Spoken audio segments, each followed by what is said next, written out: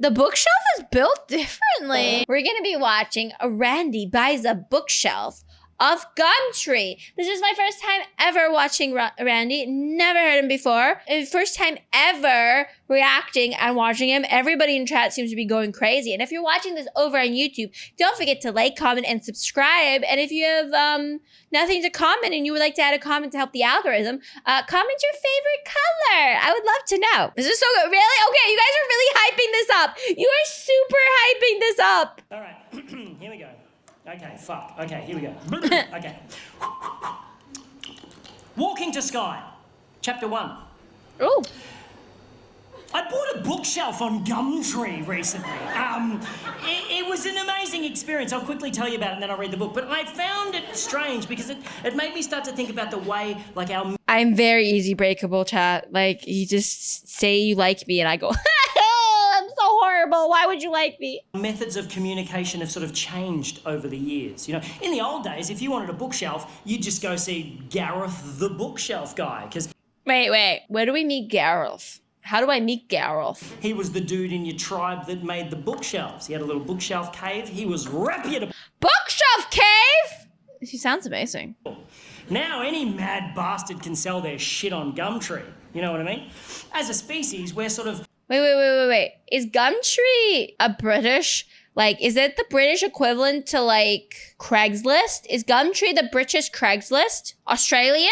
Oh, yeah, he is Australian. He sounds Australian. Gumtree's like Australian eBay? Okay. able to cope with knowing and gossiping about around like 100 or 150 people. That's like the limit of our tribe. Any more than that, it starts to get confusing, which is why we created abstract constructs like territories and deities to unite larger groups of people under an imaginary common factor. And it works a treat because we only really gather en masse on special occasions. But I think like social media and it's fucking all that up, you know? And I think we're able to deal with the thousands of people we're connected to on a daily basis, and as a result, we neglect our immediate 150, you know?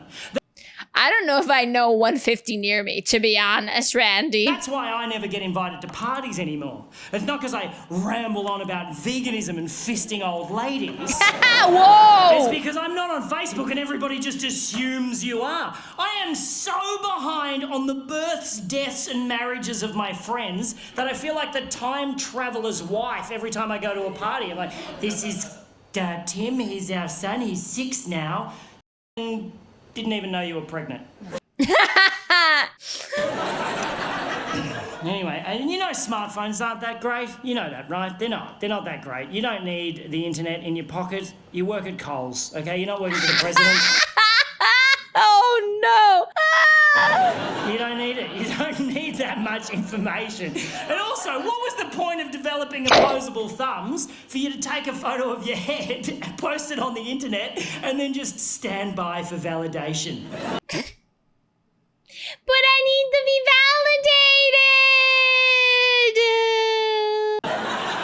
No one gives a fuck about your head. They'll only validate it in order to gain permission to post a photo of their own head on the internet and stand by for validation. The people who give a fuck about your head will at some point see it in real life. Fuck your head and the neck it rode in on. But my head's cute. Your vanity is sucking up my bandwidth. Anyway, this is what's going through my head as I'm on Gumtree looking for a bookshelf, because you know when you put something in the search in Booktree. When you put something in the search on Gumtree, I'm having a stroke up here. Yeah. That's me every time I try to speak. I'm just like borderline stroke. When you put something in the search, right, and like there's always a couple of things that come up in the list that are like the polar opposite of what you search for. I'm like, get out of my head, Gumtree algorithms, conspiracy. No, but seriously, you type it's like bookshelf and it's like bookshelf, gramophone. Oh. Bookshelf, combine harvester. What the fuck? What? That's actually a pretty good price. Anyway, on this particular day, Amazon does that so much to me. I'll look up like one thing and they'll just recommend some random shit. You're like, why? This has nothing to do with the other thing I've searched. Found 2 bookshelves that worked for me in terms of cost and, more importantly, geographical convenience. Because I'd be fucked if I'm driving to Broadmeadows to pick up a bookshelf, right? So I type in bookshelf and I see the 2 things and I'm like, okay, one seller is Kathy, the other is Morgan. I send them both the same text message. Hello, I saw your bookshelf on Gumtree. Is it still available? I have so many weird Craigslist stories. So many weird ones where people just like say the weirdest thing. Kathy texts back straight away saying, sorry, it went this morning. That's cool, Kathy. I'm sorry I gave you an annoying voice in the retelling of this story. Morgan's response came through a couple of minutes later and simply read, it was my wife's bookshelf. Oh! How do you respond to that?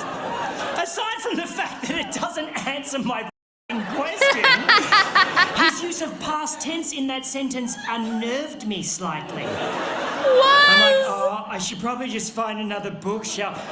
And then I noticed he lived in the suburb next to me, so I replied, is it still available? Is your wife still need it? Responded with the letter Y. Just a Y. Why? Why is it? Why are you asking if it's available? 'Cause you're selling it! Is he asking me why I want to know if it's still available? Or is it a Y for yes, and he's so in the throes of grief that he can't manage the E and the S? I assume it's a Y for yes, so I respond, cool, I'll take it. When's a good time to come and pick it up? No reply for 15 minutes. I'm like, oh, he's forgotten about me. Fuck it, I'll find another bookshelf. And then when his reply actually does come through, I realise he spent those 15 minutes crafting his response because it's a f***ing thesis. Whoa! He must have felt so bad about only using a single consonant in his previous text that he just massively overcompensated with this one. Also, for some reason, felt that the use of punctuation, entirely unnecessary. No! Oh no! And somebody sends you a wall, just like a wall of text. A wall of text. No spacing, no punctuation, just a wall. And you're just like, how am I supposed to read this? So it's just one obscenely long sentence which reads, you must come and pick up now. I only have short time here at house and also it wide. So bring van or trailer and there stair. But I can help you carry downstairs. If you come park out front, walk up past ring bell and I will help you carry it to trailer or van. I only accept cash. And if you do not come now, I will sell it someone else.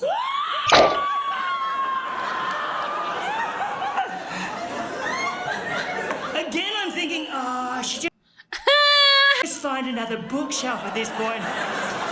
But now I am fascinated by Morgan and I simply must meet the man. You just have to. You just have to. After writing just Y and then sending a thesis, of big long text of words.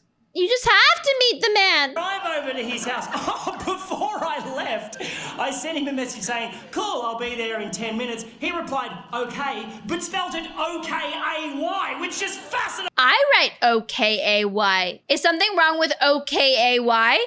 Is something wrong with O-K-A-Y? It's cute. It's like, okay. It's not okay. Fascinated me more that he'll use 4 letters to spell a 2-letter word, but only 1 letter to spell a 3-letter word. Morgan is off the f***ing chain!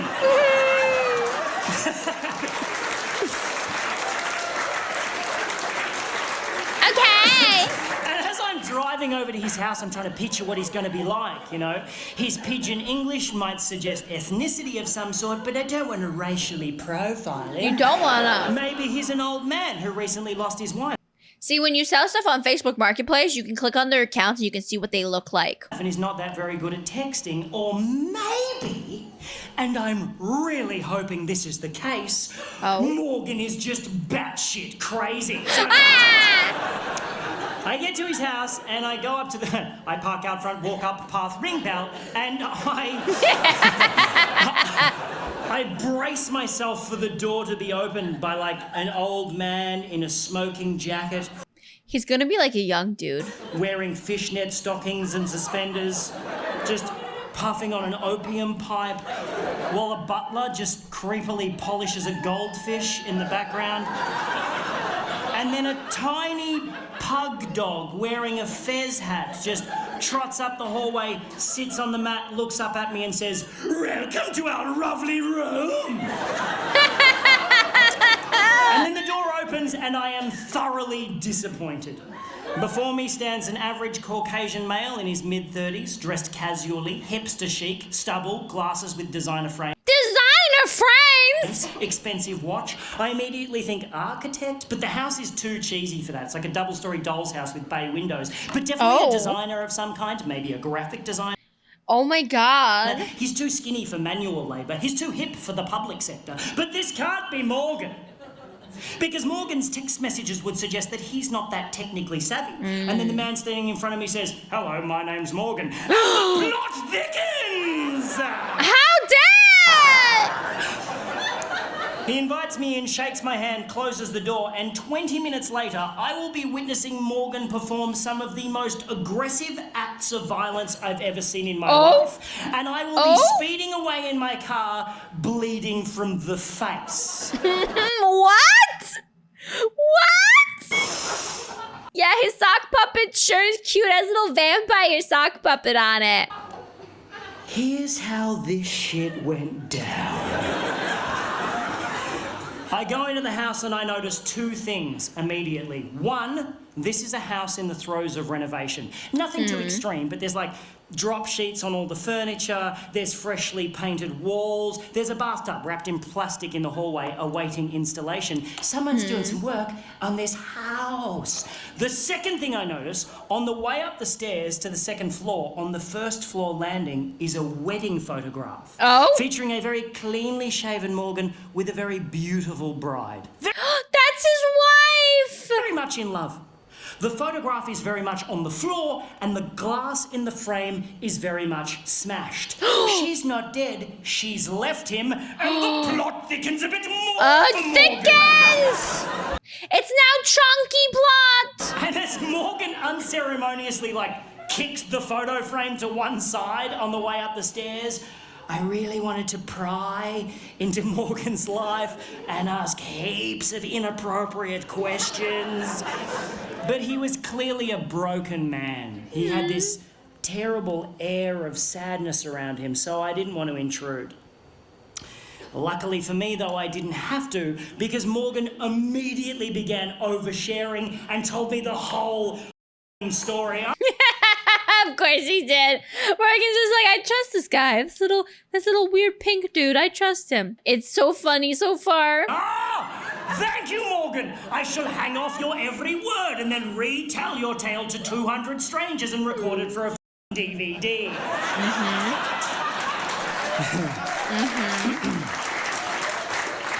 He is a graphic designer, yes, and he's really good at it. He does massive rebranding campaigns for large corporations. He gets flown all over the world doing this shit, right? Damn. About 4 years ago, a woman hired Morgan to rebrand her florist business, and he did such a great job, she married him. And he thought everything was just fine, until about 3 months ago. Morgan had to do a presentation in Sydney, right? But he was on his way home from overseas and he got stuck in Dubai due to a flight cancellation. So rather than cancel the meeting, Morgan suggested to these businessmen in Sydney that they do a Skype chat because he's so technologically savvy despite his fucking baffling text message. I mean, obviously, who doesn't know how to Skype? So Morgan checks into a hotel, cracks open his laptop and starts Skyping with this room full of businessmen in Sydney who are all watching Morgan on a massive screen on their boardroom wall, right? And everything's going great. Morgan is totally nailing it until about halfway through, he realises that a file he wants to show these dudes is on the desktop of his home computer back in his home office in Melbourne. Oh no, he forgot to bring his files with him. And he decides to live share the desktop of his home computer on the Skype chat. He knows how to do that. He can control his computer remotely. How did he write such a bad message? From anywhere in the world. It's not particularly new technology, but Morgan makes it sound so impressive. So this room full of businessmen are all watching keenly like, oh, Margaret, bring in some biscuits. There's some newfangled shit going on in here. Sometimes people who don't understand technology, anything you can do with technology makes it seem so impressive.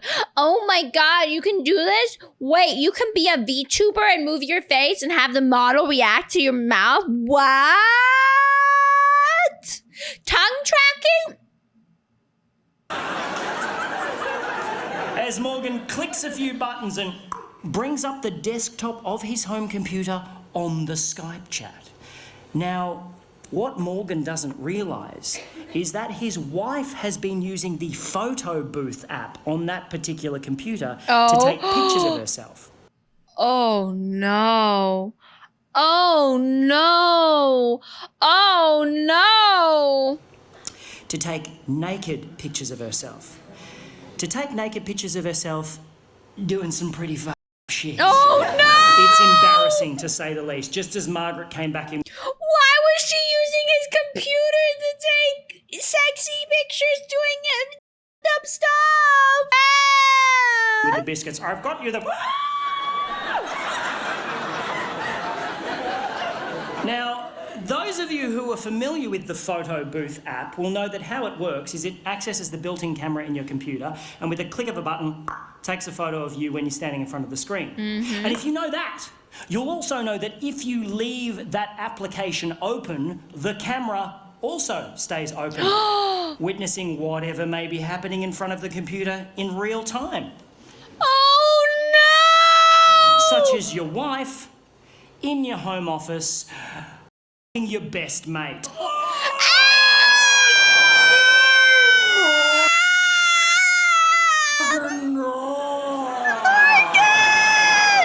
Morgan then goes on to tell me she's keeping the house. His former best mate is moving in. What? And while they're out for the day happily shopping for fittings, Morgan must suffer the indignity of moving his shit out and selling the stuff they don't want on Gumtree to this guy. Oh! It's at this point of the story that Morgan starts crying. He breaks down, and I do not blame the man. It's horrible. Imagine, not just are you catching your wife cheating, but you're catching your wife cheating while you're showing your computer to your work. To like people you're trying to impress. And I just want to give him a big hug and say, everything's going to be all right, Morgan. But I am holding the full weight of a bookshelf halfway down a set of stairs, and Morgan is the only... He was telling him the story while they're moving it! ...only thing stopping that bookshelf from caving my face in. I was like, Morgan! Morgan! And Morgan managed to pull himself together for about 8 seconds and then just went bah and let the bookshelf go. I fell backwards. It literally rolled over me and took out the light hanging above the staircase. I'm now lying on my back getting showered in broken glass as the bookshelf turned end over end and just went thonk right through a freshly painted wall at the bottom of the stairs.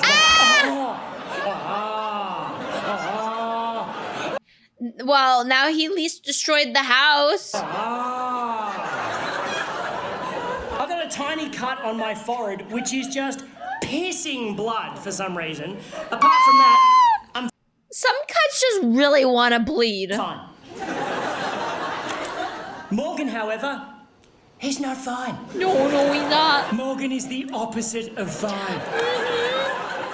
Something happened when the bookshelf lodged itself in the wall, and his sadness just went away in a second, and he started pissing himself laughing. What? Hysterical. And he had the creepiest laugh I've ever heard in my life. I'm standing going, this is weird, and he's going... like some sort of demonically possessed baritone kookaburra. It's like...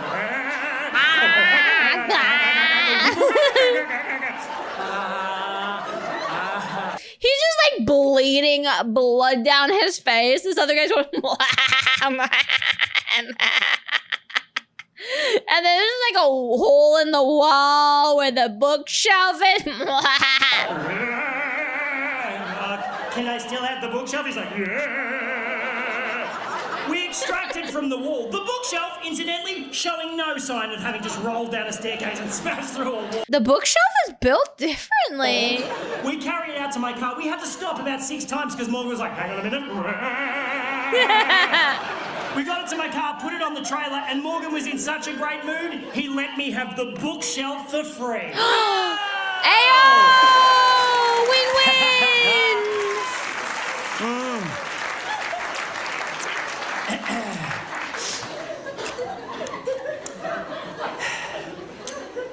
And that's where the story should end. Oh? Oh no.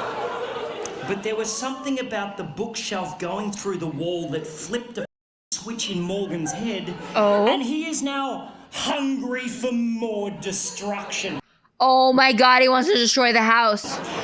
So as I started tying the bookshelf down to my trailer, Morgan just strolls over to like an upright mailbox on the front lawn and just starts trying to wrench it out of the ground, just really putting his back into it. He's like, I'm like, you okay, buddy? He's like, yep. You okay, buddy? He pulls it out of the ground, whereupon he wields it like a fucking battle axe and just starts smashing up the front garden, just beheading the daisies, up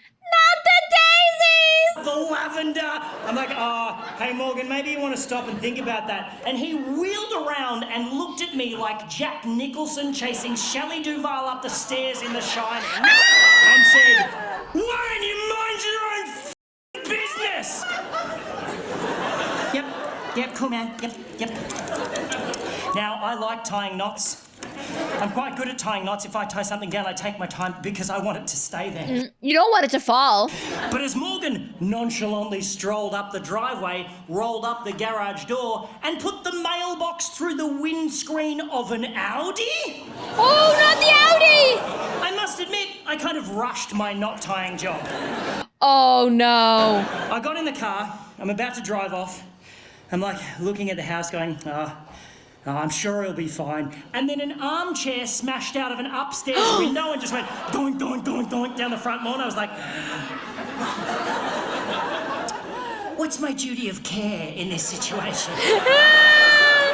I didn't want to call the cops on him. I didn't want him to trash the house. I'm like, I'm going to have to talk to Morgan. He's gonna have to talk to Morgan, because you can't just leave that. You can't leave that violence alone. I got out, I walked up the driveway, shitting myself. You know when someone does something really violent and you're just like, fuck, we're not supposed to do shit like that. Yucky, just yucky feeling in my tum-tum. And I'm standing there. Yucky feeling your tum-tum. One time, my older brother punched the wall. The wall, he punched it right through and there's a hole in it. And I was just like, my yucky tum-tum no feel good. This not supposed to happen. We not supposed to do that. No, why hole in wall? Standing there in the garage and there's like an adjoining door in the garage that leads into the house. I can see in through the door into the house, up the staircase. It's like a wooden staircase. And I'm standing in the garage just going, Morgan! Morgan! Morgan! Like I was calling a cat for its dinner. Like, Morgan! Morgan, Morgan, Morgan, Morgan, Morgan! Morgan, it's Din Din!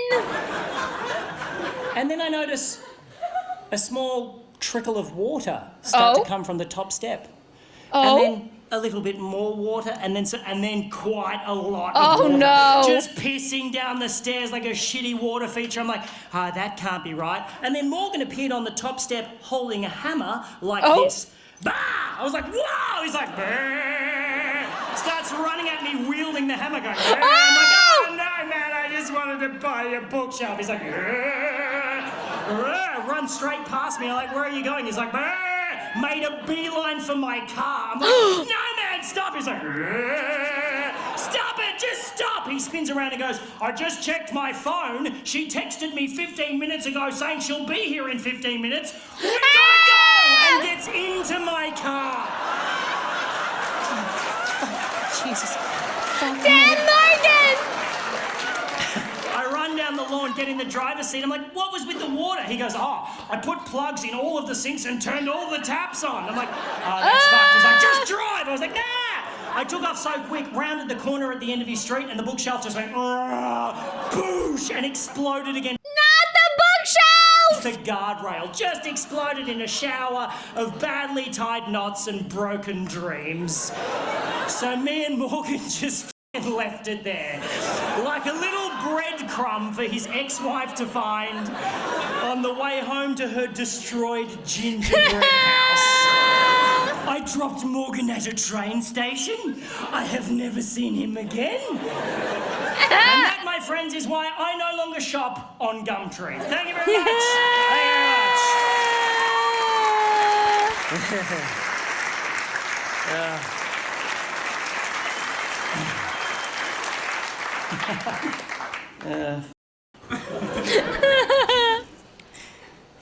You know my favourite bit of that story? I just made it up. Yeah, it's not true. There is no Morgan. It's very unsatisfying, isn't it? But I saw him in my head. I saw Morgan in my head. He's just going crazy. Why is it we can feel so robbed when someone tells us a story we just heard isn't true, and yet so satisfied at the end of a fictional novel? Because it's a fictional novel. No. You know the other great thing about that story? First draft. You, Hemingway! First draft! Let's go!